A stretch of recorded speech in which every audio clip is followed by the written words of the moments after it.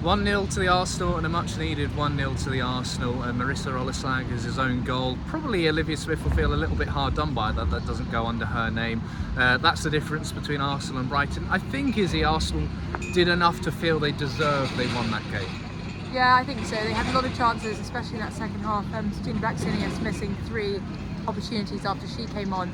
And I think, as long as it wasn't the most convincing defeat for Arsenal, but they did get the job done, as you said, and it's a clean sheet as well for that defence. Yeah, interesting to hear from Renee Sager saying actually that the biggest step forward was just to win. I don't think she was massively impressed with the performance. I think they moved the ball a little bit too slow, but a lot of that changed when Kyra Cooney-Cross came on. She made a real impact and was a massive cheer as well when she was introduced. Yeah, I think people are a bit, confused about the amount of time she's been spending on the bench, and so everyone's obviously pleased when she does get a bit more game time, which we saw her get today.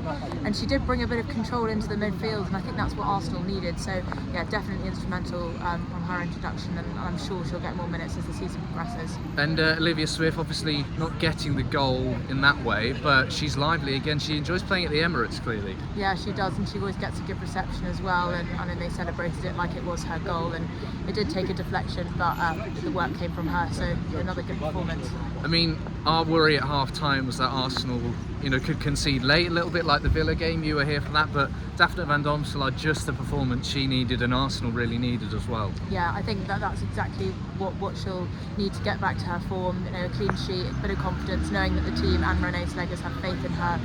Just spoke to her in the mix zone, and yeah, she's super pretty happy with the results. So yeah, only onwards and upwards. I mean, in the men's game, there have been 2 international breaks already. There's one next week for the women. Well, Arsenal still have to go to Lisbon again to play Benfica for the second Champions League game. It's been a long block of games.